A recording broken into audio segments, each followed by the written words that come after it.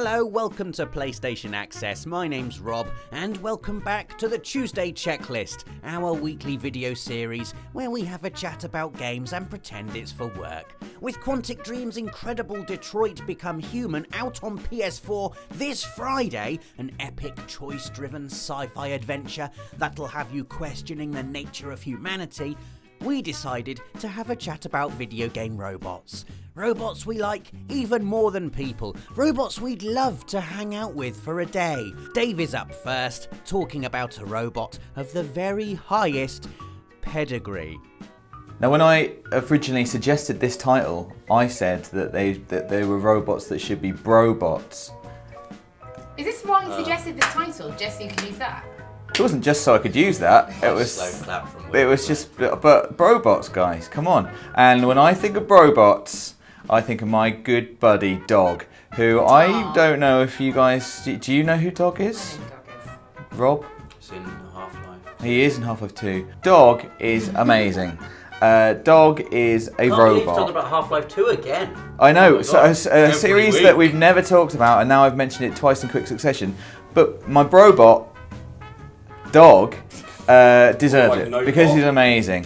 Dog is Alex's buddy. He's made by Alex's dad to look after her. And I think she says, like, when you first meet him, like, he started off like this big, and as she got bigger, she just upgraded him. And he's like huge. He's like 2.5 meters tall, I think, maybe 3 meters tall. I'm not good at estimating.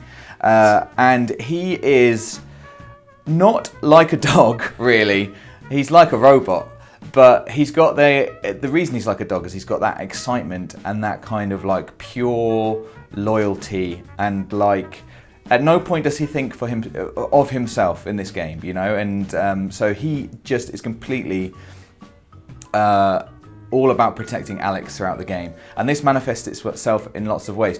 Also, like a dog, he likes to play fetch, which is amazing. When you first meet him, he does a forward roll, which I thought was great, and then you play fetch with him. But because he's actually quite a powerful robot, it's kind of like dual fetch, like he's throwing stuff at you as well as you throwing stuff at him. He doesn't actually ever go and get anything, he just throws it back at you.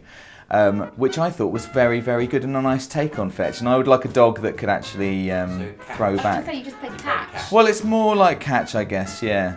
I guess Alex does get him to fetch specific stuff, like he has a ball. She's like, go and get your ball, Dog, which turns out to be a mine, a disused mine. That's slightly worrying. But yeah, it's Dog's, it's his sense of protection of Alex, and then Gordon as well, because he realizes that Alex and Gordon are good friends, and so his kind of like sphere of protection reaches Gordon as well, where he's just putting his life on the line constantly for them. He's like incredibly strong as well. He lifts up these huge combine like barricades, opening like he has a fight with an APC which has fired a rocket at him. Just doesn't care, because he's at that point he's trying to get back to Alex, and that's like his number one thing. Dog, everyone. He's definitely the best robot. He's just pure good. That's why he's the best. Like a dog, he just cares about his friends. Dog's the best. You say robot, I say Wheatley from Portal 2. Hell yeah! What a fantastic choice. He is amazing. Wheatley is the best robot, and definitely a robot I'd want to have as a friend. Wait a minute, Dan. He's also a bit evil, isn't he? So it's Dan. We'll come on to that. Yeah, as we progress, we become more evil. I'll get onto that. Right. I just wanted to like remind people, if you don't know about Portal 2, and you probably do, that you start off in this quite isolated lab all by yourself. Suddenly, this robot turns up. It's Wheatley. He's going to be your buddy. And he's such a nice, friendly guy, makes a lot of jokes. He's kind of useless. He doesn't really make it easy for you that much. But you spend the rest of the game with him and your portal gun, and that's the whole game. And any other character, I think it would be maybe less interesting, maybe a bit boring. Certainly if you're by yourself, it would be boring. You've got this great guy with you, it's like a little sidekick, sort of lightens the mood a little bit. And after that experience, I would like to take him with me in everyday life. Really? I mean, I don't know how it would work because he is attached to rails at all times. Oh yeah, that's right. I was thinking, is he attached to rails at all times? Doesn't he eventually break free? Well, towards the end he breaks free, and you sort of like Space. you sort of clutch him in the end of your portal gun. I think it's going to be hard to have him on rails at all times, Depends what you unless I have like a moving like clothes rail that you can perch in the middle That's of. a good idea. And I wheel it along by the side of me. Wheeler. Wheeler in his wheeling clothes rail and Wheatley. This is a sitcom right here.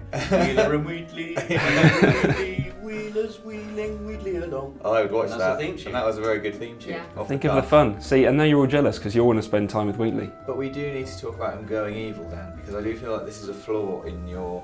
I mean, you know that he's got a kind of megalomania side. Would that not? He has, but I've just decided to adopt him when he's good. Is Wheatley inherently evil, or is he evil because of the events forced upon him by you, the player?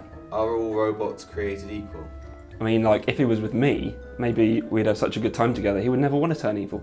Yeah. We just go to the beach, go for runs in the park. What makes a robot? Because he's Don't ask me philosophical questions like that right now. he's only got a few moving parts, doesn't he? He's very ball-like. It's more like He's an AI, is he? roborb. Robot. Robot. Well, what? I'm just asked, Rob. What makes a Just- robot? You know, a machine that has a function to help humans. Does it have to Yeah. help humans? Is that a part of a robot? I guess so. I don't know. Read Asimov's Laws of Robotics. I don't have time for that. No, I read fan fiction. I'm not really interested in whether he's really a robot or not. I just want to spend some quality time with him because I think he's great. So I don't think we can talk about robots that are cool. I don't know what the title of this video is. Robots. Brobots. Without mentioning Clank from Ratchet and Clank. Aw. Surely the greatest ever Brobot. I can't believe I'm saying that now. Surely the greatest and the original Brobot. Yeah. Like, it's where it all started. Ratchet and Clank. I remember, we talked about how Wheatley really made me laugh, like actual comedy. So did Clank as well. I remember the writing in Ratchet and Clank when I first played it actually made me laugh quite a lot. And there's like one specific scene that I loved. I think it was in Tools of Destruction on PS3 where Ratchet and Clank are in a spaceship and the spaceship initiates like a cryo sleep sequence. And Ratchet obviously falls to sleep and Clank's there going, it's fortunate that cryo sleep doesn't work on robots. And then just a massive boxing glove just comes out of the ship and just punches him in the face. He goes to sleep. It's just brilliant. And you just get loads of that, loads of little dry, witty one-liners. He doesn't quite understand that he's being funny, but he just is really funny. Sort of a bit like C-3PO, I guess. That kind of comic relief where Clank has this kind of dry personality, but also he's just really useful. And I guess if we're talking about robots who you could actually make use of in day-to-day life, I know you've got a massive dog robot, Dave. I've got a little compact Clank. I can fold him up into a little backpack, wear him on my back, and I can jump in the air and he can turn into a helicopter and I can just fly around. I concede that is more useful than dog. It would just be brilliant. I mean, you can upgrade him in loads of different ways as well. Make him into a jet, he can fly, just do anything. Yeah. And he fits into loads of little spaces as well. Often in the Ratchet and Clank games, if there's a bit you can't go into, you send in Clank. Yeah. I don't know how that would be beneficial in real life, but imagine if you dropped your keys I was going to say down keys. like a like a drain or Perfect. over a bank into like somewhere you couldn't access. Go on, Clank, or your phone. Go and get that, You can please. start a business on that. Yeah, I think it would just be fun, just for the companionship. Just nice, Is that what you're after? hilarious, Rob's just lonely. just Yeah. a great little friend. Have you tried Siri or Alexa, Rob? Oh, come on. Alexa can tell jokes. But can I wear Alexa on my back and can she turn Not into yet. a helicopter Not and yet. fly me around all over the place? That's the next No. one. Give it 7 years, I reckon. Yeah. Oh, really? That would be great. He's Definitely. cute as well, isn't he? He's got that little face. Yeah. But yeah, Clank's great. So a robot I really want to spend like proper time with was actually really difficult because at first the only robot I could think of was the sweeper bot from Destiny, but you have no real interaction with him, so I don't really want to be around the sweeper bot. Then I went with controversial because not technically starts as an AI but then becomes a robot is Edie from the Mass Effect series. Of course. Good shout.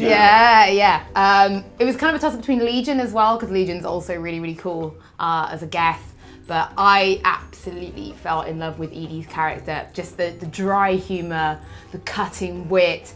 You going to Mars, you're hunting some Prothean artifacts, and there is a synthetic there that you have to track down, and you end up actually having a fight with. as a robot. I believe it's Dr. Eva is who the robot is pretending to be.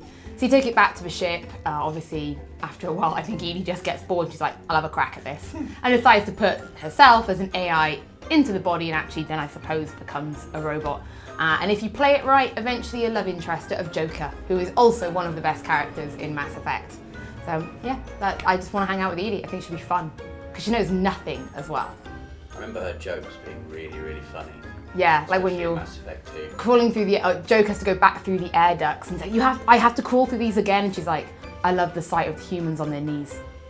Blimey. And it's just like, and everyone spent the whole game being like, yeah, we probably shouldn't let the AI like have complete control of the ship, and she's like, yeah, you probably shouldn't, but I am in control now.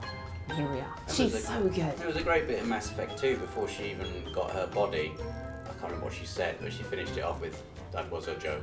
But imagine like just having like a robot friend like that who's super intelligent, has got great banter, but obviously knows nothing about what it's like to be human.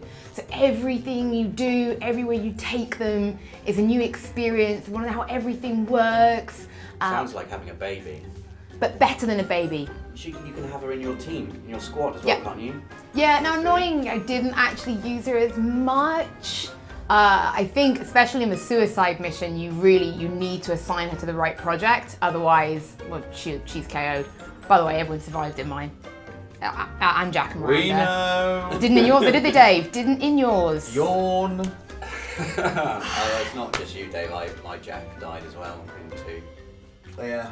Well, that's because It's that argument scene between Miranda I and know. Jack. You just need to Flipping select argument. the second option in Commander Shepard's sort of like skill tree. If you select that, you're able to unlock the missing secret 25% of the Paragon and Renegade, and that way then you can do one way or another to actually stop the fight and save them both. Well, they shouldn't have secrets. You should be better Why at are game like BioWare me, keeping secrets from me? because they want you to be sad and they want me to be happy, and I am because I've got Edie. Well, mission accomplished, BioWare. Everyone's a winner. Little laugh. Hey. That was a terrible impression of Clank. Can we cut that out? No, If that. no, Yeah. That was dreadful. Yeah. that's the after credits bit. I sounded more like a sheep than Clank. You heard me asking for that to be cut out, yeah? Well then why is it still in there? I sound like a complete idiot. I don't care if you thought it was funny. God's sake. Right, so let us know in the comments what video game robots you'd love to hang out with for a day. Give us a like if you enjoyed the video and join us again next week for another Tuesday checklist.